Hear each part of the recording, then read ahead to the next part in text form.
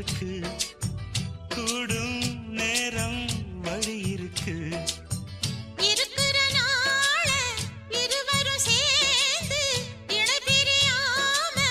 கழிச்சிட வேணும் ஏதோ ஏதோ சொல்ல தோணும் அட உன்னோட ஒன்னான மூணாகும்